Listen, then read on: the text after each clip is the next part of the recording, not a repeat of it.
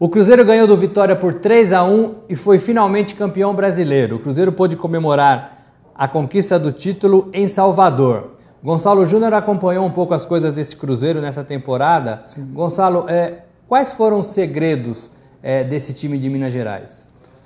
Bom, acho que o principal diferencial do Cruzeiro foi a parceria que foi estabelecida entre o técnico Marcelo Oliveira e a diretoria. A diretoria ouviu o treinador na hora de contratar. Foram reforços muito pontuais em que o treinador seguiu uma diretriz principal. Eu preciso de dois bons jogadores para cada posição do time. Então essa foi a diretriz principal. Ele não quis grandes medalhões, grandes craques, privilegiou esse equilíbrio de jogadores jovens com alguns mais experientes. Para você ter uma ideia, o jogador mais caro que o Cruzeiro contratou foi o Dedé, um zagueiro que custou 14 milhões de reais. Um zagueiro que conseguiu suprir uma deficiência do time na parte defensiva e também na ofensiva, principalmente na jogada aérea. E ao todo o elenco a montagem desse elenco campeão custou R$30.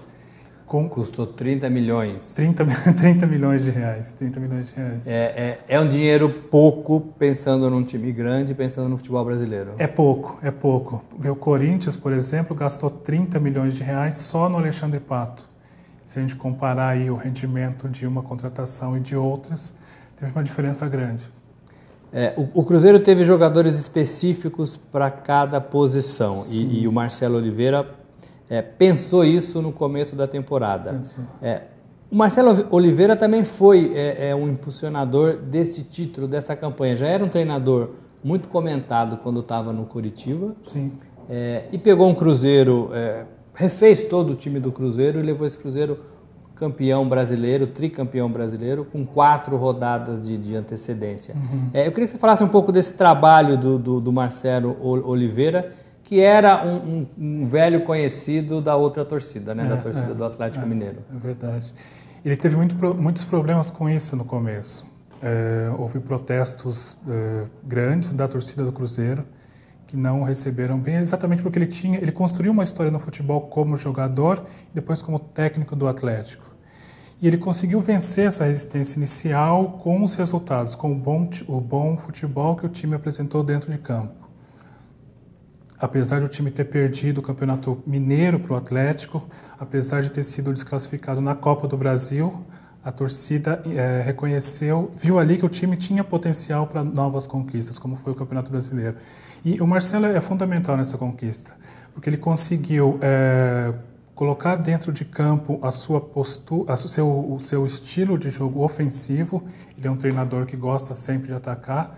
Já confessou que herdou isso do Tele Santana, lá atrás, na época do Atlético Mineiro.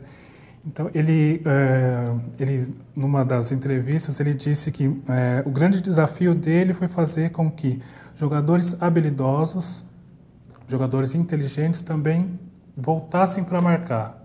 Aí esse foi o diferencial que ele conseguiu, porque quando ele tinha a bola, ele sabia que os jogadores produziriam bons lances, mas o desafio era fazer com que eles marcassem. Então, esse é um diferencial do Cruzeiro. O Cruzeiro que joga bem com a bola nos pés, mas também é um time inteligente na hora de recompor, de marcar. E o Marcelo conseguiu recuperar alguns jogadores velhos conhecidos do futebol de São Paulo, como o atacante Borges, o Dagoberto, que tiveram importância nessa conquista.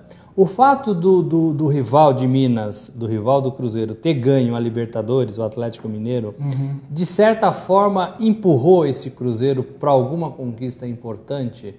Na sua opinião? Eu acredito que sim. O futebol de Minas, assim como o futebol do Rio Grande do Sul, também tem esse movimento, esse dinamismo entre os dois grandes times dos estados, né?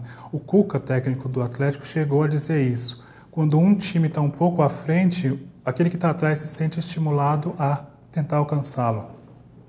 E o técnico do Cruzeiro, Marcelo Oliveira, também disse isso, que o fato de o Atlético ter conquistado a Libertadores foi uma pressão a mais para que o Cruzeiro também buscasse o título brasileiro.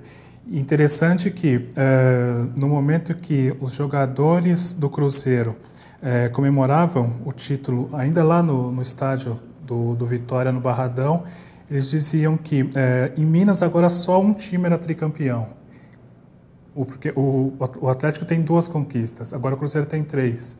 Então, a gente percebe que essa rivalidade é um motor para todas as ações, sejam as ações da diretoria, mas também dentro de campo dos jogadores.